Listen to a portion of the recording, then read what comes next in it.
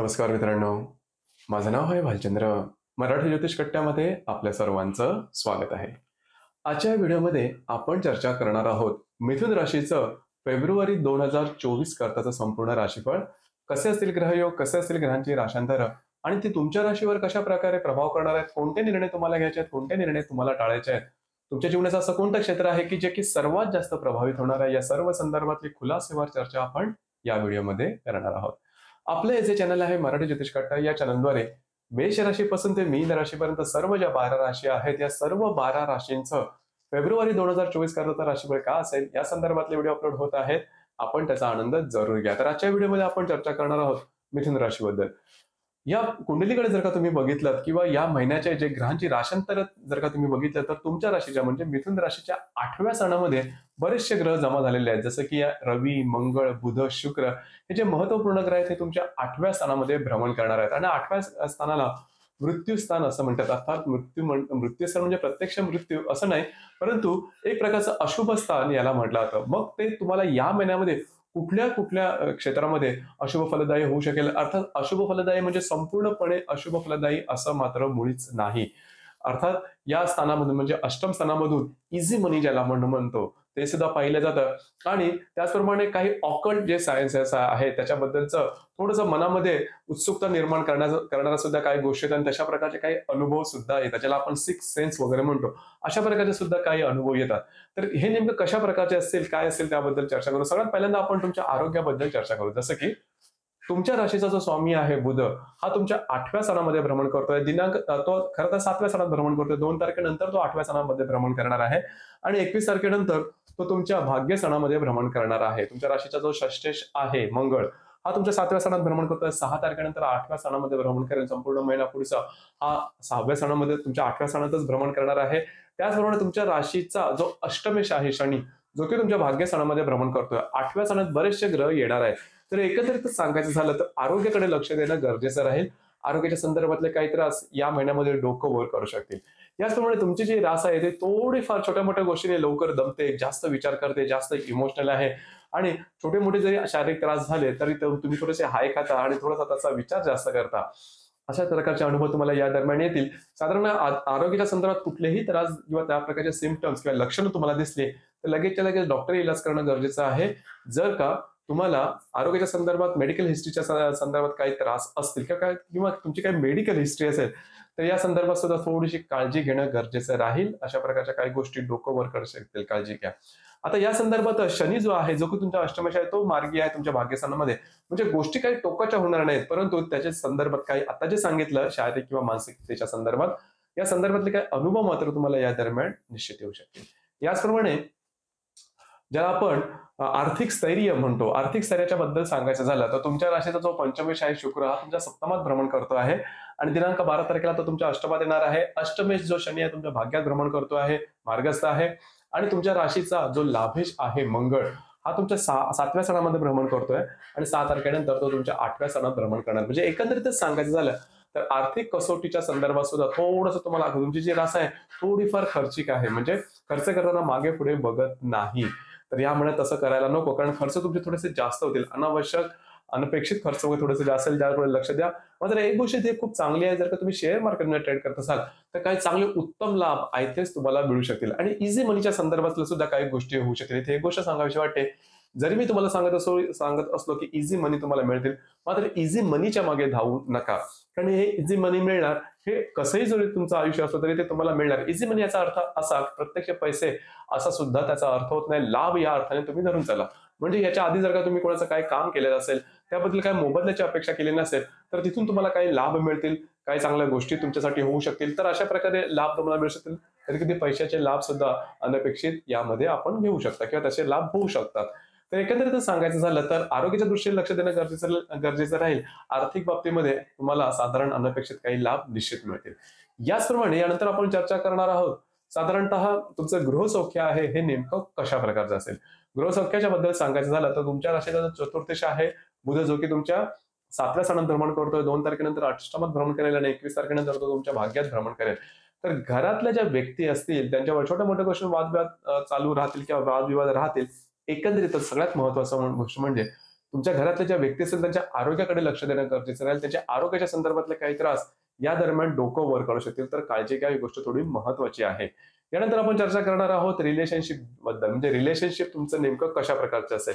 तर रिलेशनशिप किंवा प्रेम संबंध ज्याला आपण म्हणतो, तर तुमच्या राशीचा जो पंचमेश आहे शुक्र, जो की तुमच्या 7व्या स्थानामध्ये भ्रमण करतोय 12 तारखेनंतर, तो तुमच्या 8व्या स्थानामध्ये भ्रमण करणार आहे. तर साधारणतः जर का तुम्ही कोणत्या रिलेशनशिपमध्ये असाल तर साधारण 14-15 तारखेनंतर छोट्या मोठ्या गोष्टींवर वादविवादाचे प्रसंग निर्माण होणं आणि वादविवाद थोडेसे ताणले जाणं, अशा प्रकारच्या काही गोष्टी होतील.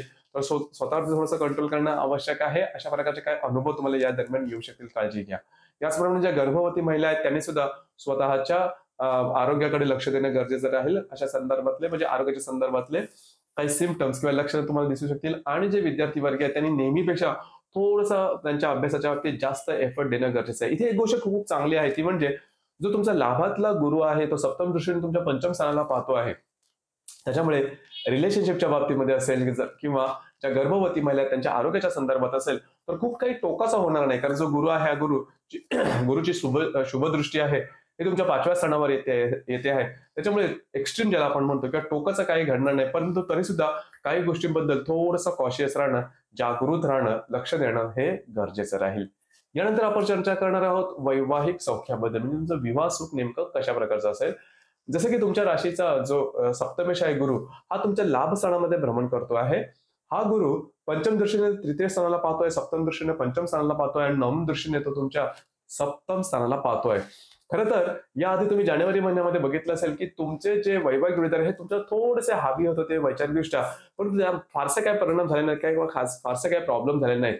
अशाच प्रकारचा अनुभव या महिन्यातील किंवा त्याहीपेक्षा चांगला येईल. जर का तुम्ही विवाहित असाल तर वैवाहिक जोडीदाराचे नातेसंबंध सुमधुर अशा प्रकारचे दिसतील. तुमच्या दोघांमध्ये जे बॉन्डिंग आहे ते खूप चांगल्या प्रकारचे दिसेल. कारण सगळ्यात महत्वाचं म्हणजे तुमच्या सप्तम स्थानात असणारा जो मंगळ आहे, 6 तारखेनंतर तुमच्या अष्टमात भ्रमण करणार आहे. त्याच्यामुळे काळजी करू नका. आणि सगळ्यात महत्वाचं म्हणजे जे विवाहोत्सुक तरुण तरुणी आहेत, विवाह ठरणं, जमणं, साखरपुडा होणं किंवा एंगेजमेंट होणं किंवा प्रत्यक्ष विवाह होणं, अशा प्रकारच्या काही चांगल्या गोष्टी तुम्हाला या महिन्यात निश्चित दिसून येतील. विवाहाच्या संदर्भात खास करून अरेंज मॅरेज जे करताय त्यांच्या संदर्भामध्ये काही चांगले ऑप्शन्स तुमच्या समोर येऊ शकतील. त्यामुळे विवाहोत्सुक जे मंडळ आहे त्यांच्याकरता हा जो महिना, हा महिना शुभफलदायी असाच असणार आहे. यानंतर आपण चर्चा करणार आहोत तुमचं जे काही कार्यक्षेत्र आहे त्या संदर्भात किंवा करिअरच्या संदर्भात. तर तुमचा जो दशमेश आहे गुरु, जो की तुमच्या लाभ स्थानामध्ये भ्रमण करतो आणि मार्गस्थ सुद्धा झालेला आहे, खूपच चांगल्या प्रकारची गोष्ट आहे. आणि साधारणतः गेल्या महिन्यात सुद्धा तुम्ही अनुभवलेलं असेल. तुमचं जे काही कार्यक्षेत्र असेल ते स्टेबल राहील. तिथल्या जे सहकर्मी असेल त्यांच्याकडून तुम्हाला चांगली मदत वगैरे मिळेल, चांगले काही सल्ले वगैरे मिळतील, वरिष्ठांकडून सुद्धा कौतुकाची थाप वगैरे मिळेल. म्हणजे एकंदरीतच किंवा जर का तुम्ही जॉबलेस असाल तर विविध प्रकारच्या जॉबच्या संधी सुद्धा तुम्हाला या दरम्यान मिळू शकतील. तर काळजी करू नका. ज्या व्यक्ती म्हणजे मिथुन राशीच्या व्यक्ती कार्यक्षेत्राच्या संदर्भात काळजी करण्याची आवश्यकता नाही. याप्रमाणे तुम्हाला काही चांगले आर्थिक मोबदले सुद्धा मिळतील. मित्र परिवाराकडून काही चांगल्या लाभ सुद्धा होतील किंवा चांगले काही ज्याला आपण ऍडवाइस किंवा सल्ले अशा प्रकारच्या सुद्धा गोष्टी दिसून येतील. तर एकंदरीतच सांगायचं झालं किंवा मोठ्या प्रमाणात सांगायचं झालं तर या संपूर्ण महिन्यामध्ये एक आरोग्य हे थोडंसं महत्वपूर्ण आहे. तुमचं खर्च जे आहे त्याच्यावर थोडंसं लक्ष देणं गरजेचं राहील. यानंतर आपण चर्चा करणार आहोत की साधारणतः या महिन्यातले जे ग्रहयोग आहेत त्याचे परिणाम नेमके तुमच्या जीवनावरती कशा प्रकारचे होतील. जसं की दिनांक 2 तारखेला नेपच्यून आणि बुधाचा लाभ योग होणार आहे. नेपच्यून जो की तुमच्या 10व्या स्थानामध्ये भ्रमण करतो, जो बुध तुमच्या अष्टम स्थानामध्ये भ्रमण करण्यात दोघांचा लाभ योग होणार आहे.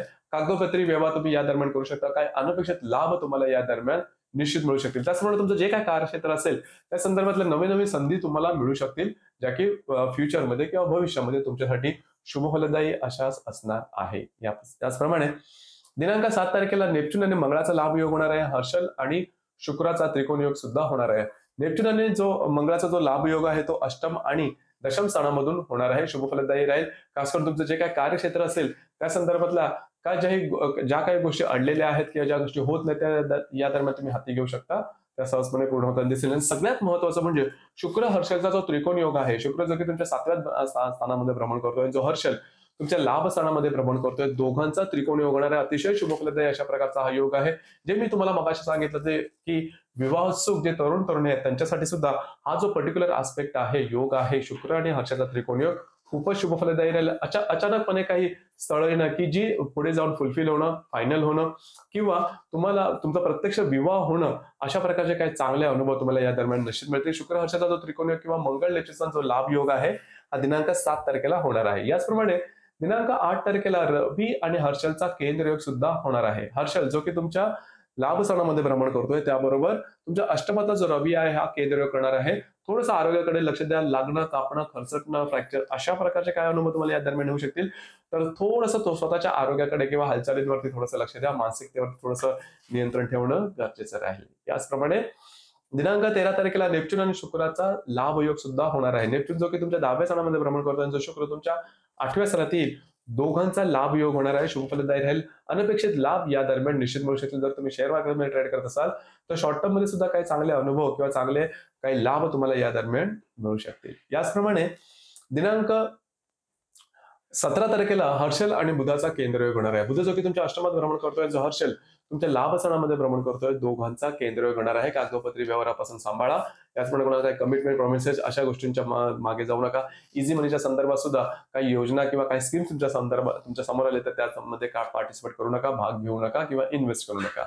याचप्रमाणे दिनांक 22 तारखेला मंगळ आणि शुक्राची युती होणार आहे तुमच्या अष्टम स्थानात. आता ही युती आहे ती थोड्याफार प्रमाणात जर तुम्ही रिलेशनशिप मध्ये असाल तिथे वादविवादाचे प्रसंग वगैरे निर्माण करू शकतील किंवा थोडंसं गैरसमजाचं वातावरण तयार होऊ शकेल. या संदर्भात काळजी घ्या. स्वतःच्या आरोग्याकडे सुद्धा लक्ष देणं गरजेचं आहे. याचप्रमाणे दिनांक 28 तारखेला रवी आणि शनीची युती होणार आहे तुमच्या भाग्यस्थानामध्ये. शनी तुमच्या भाग्यात भ्रमण करतोय, त्याबरोबर युती होणार आहे. रवी हा तुमचा तृतीयेश आहे, शनी हा तुमचा अष्टमेश आणि तो तुमचा भाग्येश पण आहे. तर ही जी रवी शनीची युती दिनांक 22 तारखेला होणार आहे, त्या दरम्यान तुमचं फिरणं वगैरे जास्त होईल, तुमचं ट्रॅव्हलिंग वगैरे जास्त होईल. पण या सगळ्या गोष्टीमध्ये आरोग्याकडे लक्ष द्या. आरोग्याच्या संदर्भात, कारण शनी जो आहे तुमचा अष्टमेश आहे आणि अष्टमाचा अष्टमेश जो आहे तो रवी आहे. दोघांची युती आहे आणि तीही तुमच्या भाग्यस्थानात. तर थोडंसं तुमचं फिरणं वगैरे जास्त झालं किंवा धार्मिक स्थळांना भेटी देणं वगैरे हा प्रकार होईल. पण या दरम्यान थोडंसं आरोग्याच्या कडे लक्ष देणं गरजेचं राहील. याचप्रमाणे दिनांक 29 तारखेला गुरु आणि बुधाचा लाभ योग होणार आहे. गुरु जो की तुमच्या लाभ स्थानाबरोबर भ्रमण करतोय आणि जो बुध 21 तारखेनंतर जो तुम्ही भाग्य जाणार आहे, दोघांचा लाभ योग होणार आहे. आता गुरु बुध आहे ते तुमचे केंद्र स्थानाचे अधिपती आहेत. तर घरातल्या व्यक्तींमध्ये नातेसंबंध सुधारतील. घरातल्या व्यक्तींकडे बाहेर फिरायला योग संबंध, तुमचं जे काही कार्यक्षेत्र असेल त्या संदर्भातले नवीन काही संधी तुम्हाला मिळतील. अशा प्रकारे काय पूरक घटना तुम्हाला या दरम्यान निश्चित अनुभवास येतील. याचप्रमाणे या महिन्याची जी अमावस्या आहे ती 9 तारखेला आहे तुमच्या 8व्या स्थानामध्ये. इथे थोडंसं लक्ष द्या.